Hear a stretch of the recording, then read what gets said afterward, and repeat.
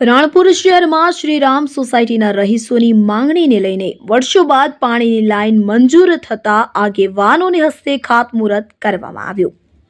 બોટાદ જિલ્લાના રાણપુર શહેરમાં railway station road ઉપર આવેલ શ્રીરામ સોસાયટી વિસ્તારમાં વર્ષોથી પીવાના પાણીની સમસ્યા હતી કે જેને લઈને પાણીની નવી લાઈન મંજૂર થતા આગેવાનોની હાજરીમાં ખાતમુહૂર્ત કરવામાં આવ્યું।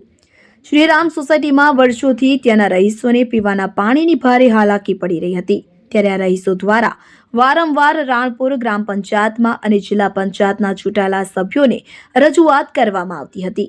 ત્યારે આ રજૂઆતને ધ્યાને લઈને 15% વિવેકાનંદની તાલુકાની ગ્રાન્ટમાંથી 2 લાખ રૂપિયાને ખર્ચે મંજૂર કરવામાં આવી છે। તેને લઈને આજે પાણીની લાઈનનું ખાતમુહૂર્ત કરવામાં આવ્યું હતું, જેમાં બોટાદ જિલ્લા પંચાયત આરોગ્ય સમિતિના ચેરમેન અને રાણપુર જિલ્લા પંચાયતની સીટના સદસ્ય કેશુભાઈ પંચાળા, રાણપુર ગ્રામ પંચાયતના સરપંચ ગોસુભા પરમાર, રાણપુર તાલુકા પંચાયતના સદસ્ય ઈશ્વરભાઈ પંચાળા, રાણપુર શહેર ભાજપ પ્રમુખ મનસુખભાઈ મેર, રાણપુર ગ્રામ પંચાયતના સદસ્ય જીગરભાઈ ગાંજા, મુકેશભાઈ ઢેલા સહિતના આગેવાનોની હાજરીમાં પાણીની લાઈનનું ખાતમુહૂર્ત કરવામાં આવ્યું હતું। આ વિસ્તારમાં પાણીની લાઈન મંજૂર થતા શ્રીરામ સોસાયટીના રહીશોએ ગ્રામ પંચાયત, જિલ્લા પંચાયતના સદસ્ય અને આગેવાનોનો આભાર વ્યક્ત કર્યો હતો।